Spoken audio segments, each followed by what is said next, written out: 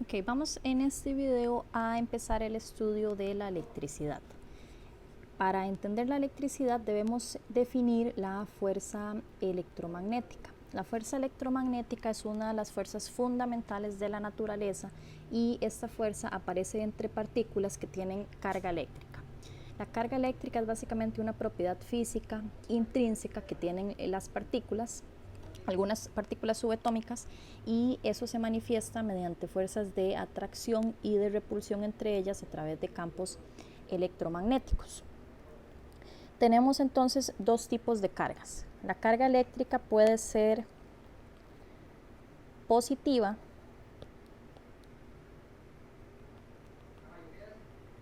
o puede ser negativa. La ausencia de cargas es lo que llamamos neutralidad. La materia común que conocemos está formada básicamente de tres partículas elementales. Esas partículas elementales son los protones, los electrones y los neutrones.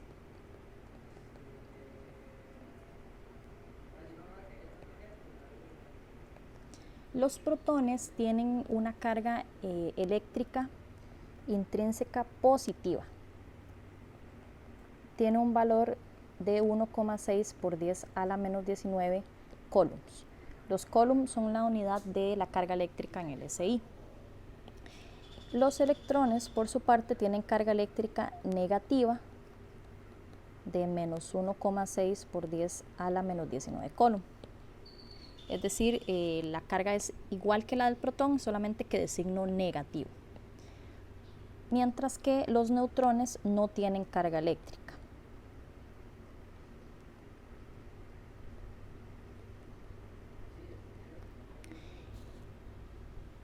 Okay, sabemos también que las partículas cargadas ejercen fuerzas entre sí. Esas fuerzas tienen las siguientes características cualitativas. La fuerza que aparece entre dos cargas del mismo signo es una fuerza de repulsión.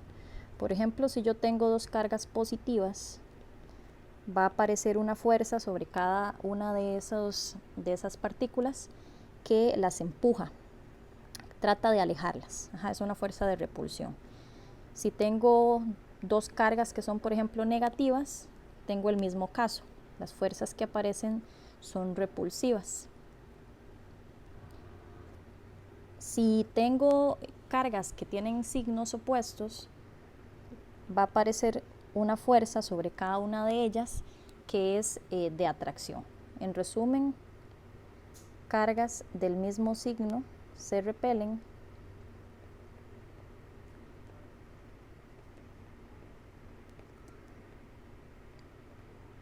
y de signos contrarios se atraen.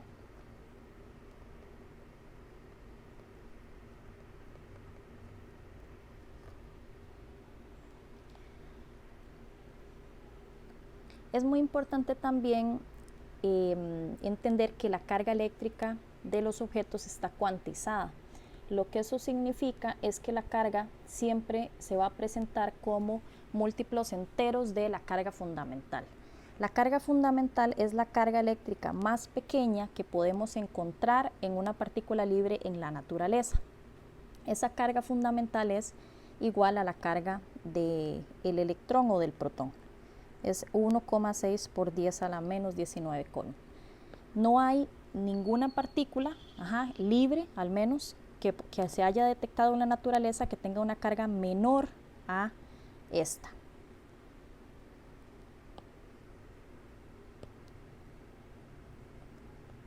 En el caso de los electrones, entonces, o los protones, decimos que tienen una carga eléctrica de E positiva y los electrones tienen una carga eléctrica de menos E. Para un objeto en general, entonces la carga eléctrica que este puede tener va a ser, como dijimos, un múltiplo entero de la carga fundamental. Si por ejemplo yo tengo una partícula o un objeto, más bien un objeto macroscópico, y ese objeto pierde electrones,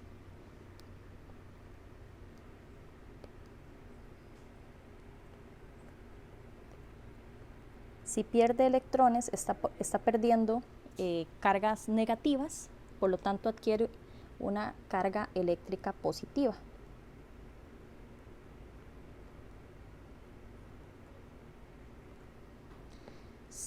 Si por el contrario un objeto gana electrones,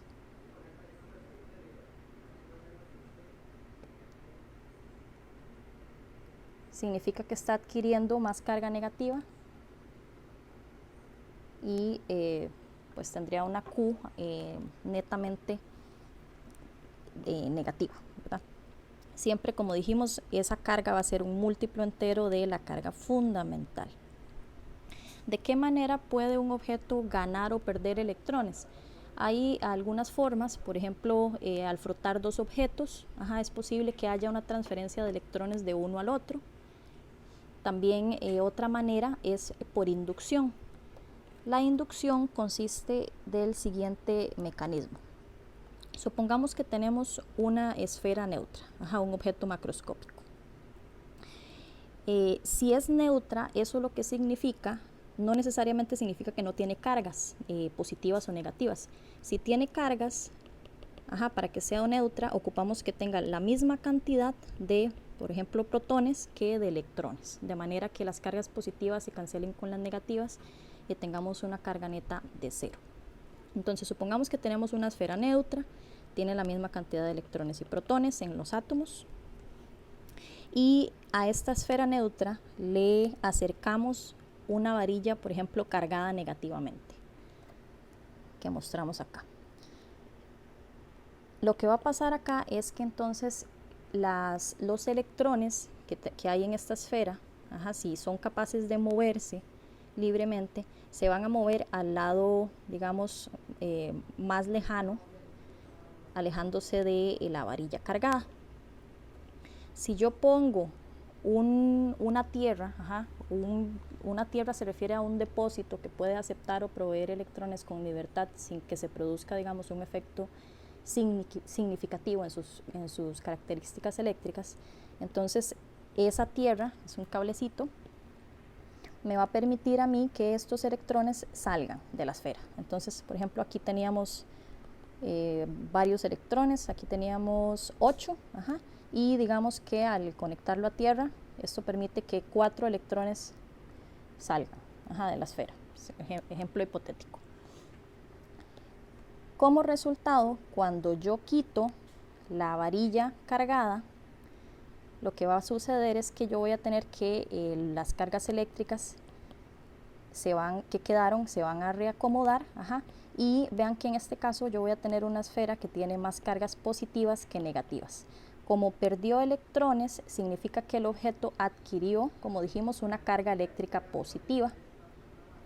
Y en el caso de que más bien hubiera adquirido electrones de alguna manera, entonces hubiera obtenido una carga eléctrica negativa. Este proceso que mostramos acá es el proceso de la inducción. Es una manera de cargar un objeto, y vean que ni siquiera hubo contacto entre la varilla cargada y la esfera que mostramos acá. Ahora, hemos dicho que para que un objeto adquiera una carga eléctrica neta, digamos, tiene que ganar o perder electrones. No todos los materiales tienen la misma capacidad de permitir el movimiento de sus electrones. En función de esa capacidad, dividimos a los materiales en varios tipos. Por ejemplo, podemos clasificarlos en conductores y en aislantes. Nos referimos a los conductores eléctricos como aquellos materiales en los cuales hay una gran cantidad de electrones libres.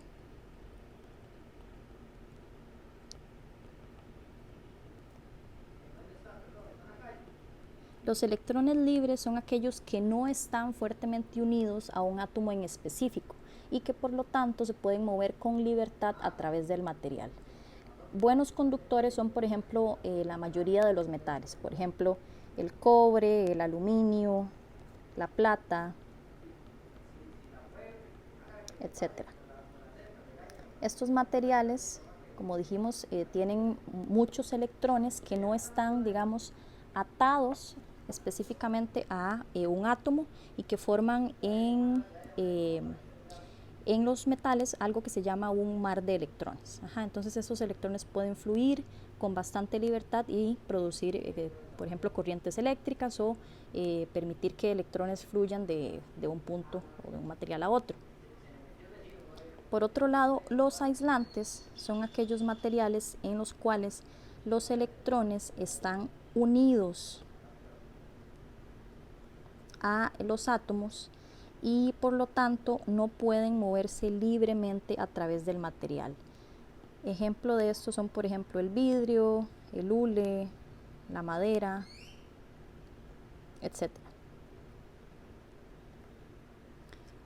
También tenemos los materiales semiconductores que tienen características intermedias entre aislantes y conductores y tienen aplicaciones específicas importantes, por ejemplo, en el campo de la electrónica. Ahora bien, ya conocemos las características generales de las cargas, que ejercen fuerzas unas sobre otras, que pueden ser positivas o negativas, etc. Quien midió cuantitativamente la magnitud de la fuerza, la interacción que hay entre cargas eléctricas fue Coulomb. Coulomb se dio cuenta de lo siguiente.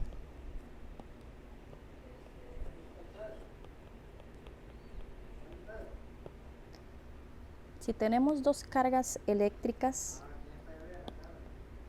digamos Q1 y Q2,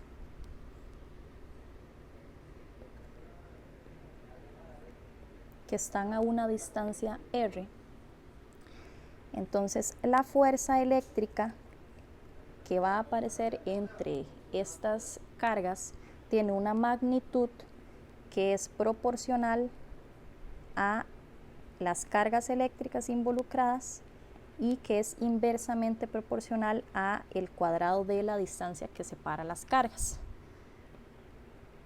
Esta es la magnitud de la fuerza, es decir, no tiene en cuenta todavía la dirección. La constante que vemos aquí adelante se llama la constante eléctrica y tiene un valor de 8,99 por 10 a la 9 newtons por metro cuadrado sobre coulomb cuadrado. Comúnmente esto suele redondearse a 9 por 10 a la 9. La constante eléctrica también la podemos escribir en términos de algo que se llama la permitividad del vacío. Decimos que la constante eléctrica es igual a 1 entre 4pi epsilon sub 0, donde epsilon sub 0 tiene un valor de 8,854 por 10 a la menos 12.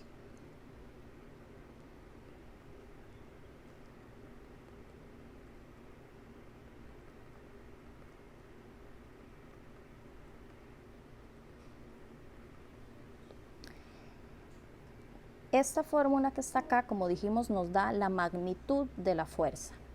Ahora, recordemos que la fuerza realmente es una cantidad vectorial. Además de tener magnitud, tiene dirección.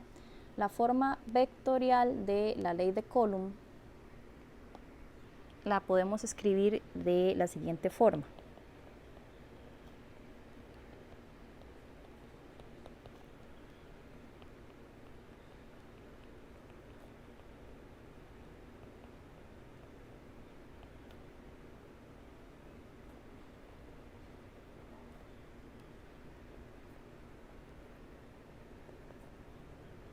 Decimos que la fuerza que ejerce la partícula 1 sobre la partícula 2 es igual a la constante eléctrica por la multiplicación de las cargas entre la distancia entre esas cargas al cuadrado.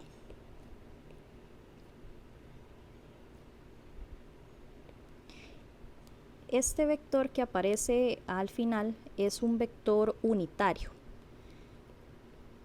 Unitario significa que su magnitud es igual a 1. Es como los vectores I, J y K, por ejemplo, que usamos para definir las direcciones espaciales. R12 es simplemente un vector cuya magnitud es 1 y que apunta de la partícula 1 a la partícula 2.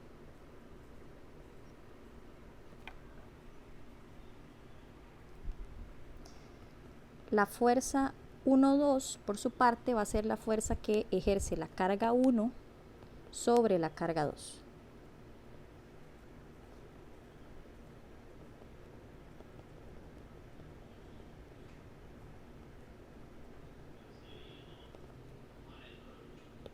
Entonces, en este caso, el vector R12 sería un vector, como dijimos, unitario, que apunta de 1 a 2. Sería este que mostramos en rojo aquí. Según la ecuación, la forma vectorial de la ley de Coulomb, vean que si las cargas tienen el mismo signo, por ejemplo, si ambas son positivas, entonces esto que está acá nos da positivo y significaría que F12 y R12 tienen la misma dirección. Si las dos cargas son, por ejemplo, negativas, entonces menos por menos es más. Otra vez esto nos daría positivo y F12 y R12 irían en la misma dirección. Si las cargas tienen signos opuestos, entonces esto nos da negativo y significaría que la fuerza 1,2 tiene la dirección contraria al vector unitario R12. Veamos un ejemplo. Por ejemplo, si tenemos una carga positiva y una carga negativa. Supongamos que la carga positiva es la 1, la carga negativa es la 2. Si yo quiero saber cuál es la dirección de la fuerza, simplemente tendríamos que dibujar, ¿verdad?, un vector unitario que va de 1 a 2. Según la ecuación, F12 es KE Q1 Q2 entre R cuadrado. Vean que en este caso Q1 y Q2 tienen signos opuestos y por lo tanto F12 tiene dirección contraria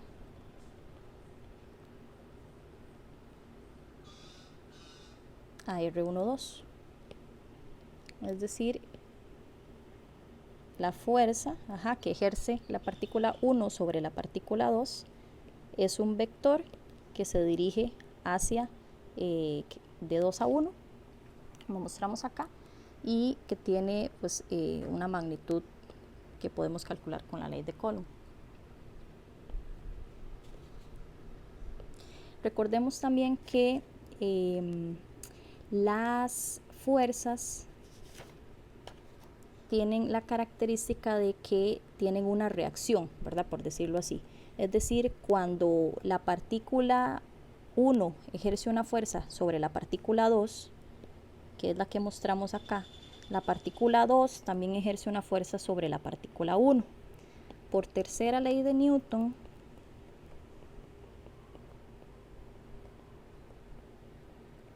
esas fuerzas son iguales pero opuestas en dirección. Entonces F12 es igual a menos F21. En este caso, si yo quisiera dibujar F21, simplemente sería una fuerza que actúa sobre la partícula 1 y tiene dirección contraria. Cosas importantes entonces a tener en cuenta. Recuerden que estas dos fuerzas, F12 y F21, actúan sobre cuerpos distintos. Esta actúa sobre el cuerpo 2 y esta actúa sobre el cuerpo 1. Tienen, como dijimos entonces, magnitudes iguales y direcciones contrarias. Ahora, en el caso en que nosotros tengamos que hay dos o más cargas presentes, entonces la fuerza resultante va a ser la suma vectorial de las fuerzas individuales. Eso quiere decir la fuerza total sobre una partícula, digamos X, va a ser igual a la suma de las fuerzas que las demás partículas hagan sobre esa carga. Veamos un ejemplo de esto. Supongamos que tenemos dos cargas puntuales. Esas cargas se localizan en el eje X en el sistema de coordenadas. Y supongamos que este es el origen. Dice que la carga Q1 está a 2 centímetros del origen.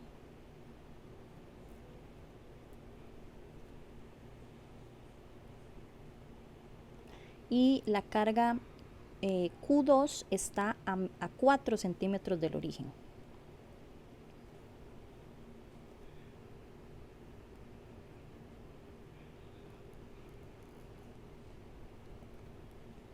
Vean que el problema dice explícitamente que las cargas están en el eje X positivo. Entonces por eso las colocamos hacia la derecha.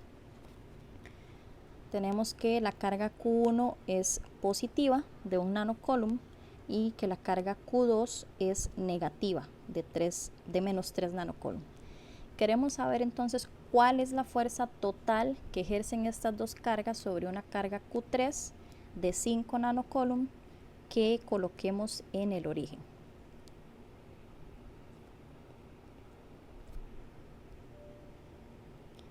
Q3 entonces es positiva,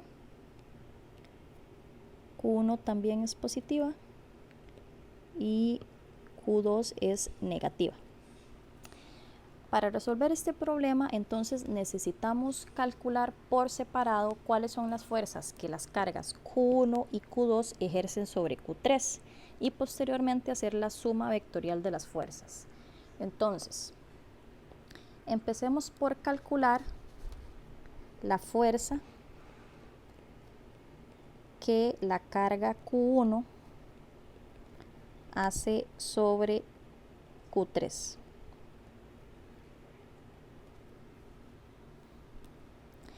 Aquí mi recomendación es calcular, digamos, la magnitud primero. Entonces, calculemos la magnitud usando los valores absolutos de las cargas.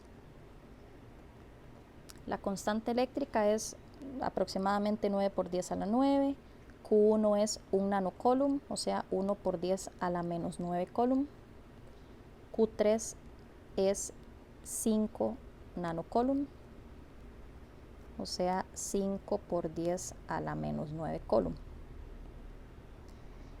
El R va a ser la distancia que hay entre la partícula 1 y la partícula 3, es decir, 2 centímetros.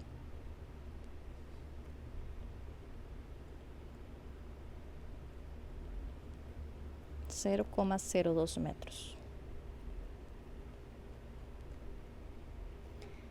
Esta magnitud nos da entonces 1,12 por 10 a la menos 4 newtons. Ahora, la dirección la podemos determinar con solo ver los signos de las cargas Q1 y Q3. Vean que Q1 y Q3 son positivas. Eso significa que la fuerza que aparece entre ellas es una fuerza de repulsión. Es decir, en presencia de Q1, Q3 siente una fuerza, que voy a dibujar en verde, siente una fuerza que va en esta dirección. ¿Por qué? Porque Q1 empuja a Q3, ¿verdad? Trata de alejarla. Es una fuerza de repulsión. Esta entonces sería F13.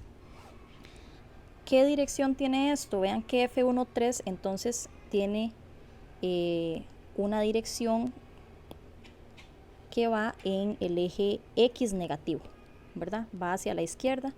Entonces la dirección es en menos I. Escribiendo F13 de forma vectorial, lo escribiríamos así, sería menos 1,12 por 10 a la menos 4 newtons en I.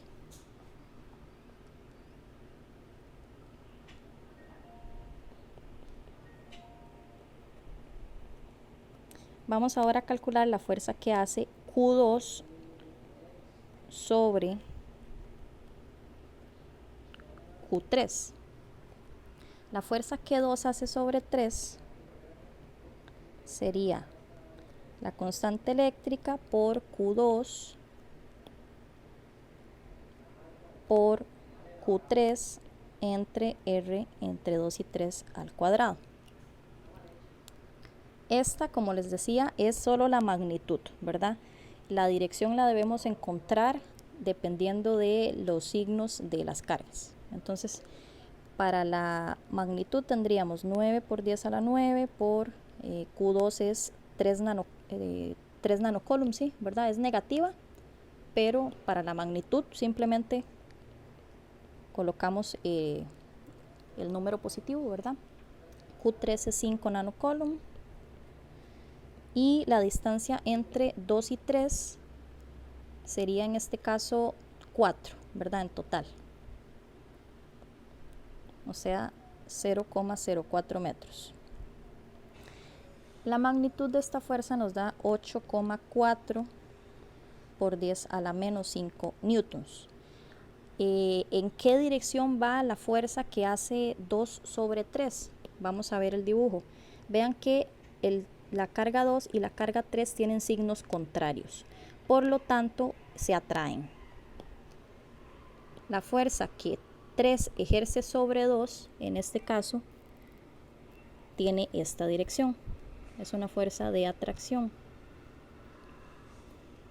Vean que como va hacia la derecha, va sobre el eje X positivo, su dirección es más Y.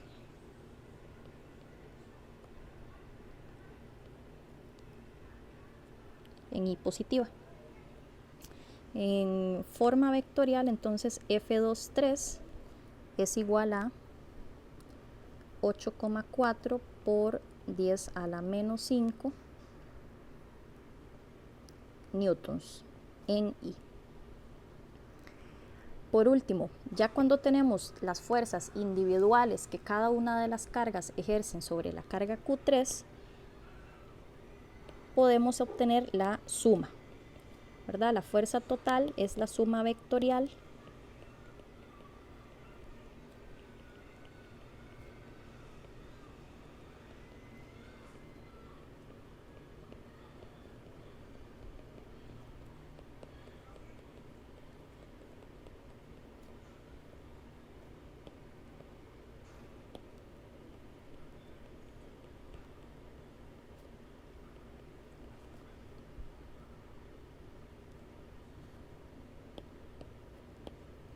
sería menos 1,12 por 10 a la 5, por 10 a la menos 4,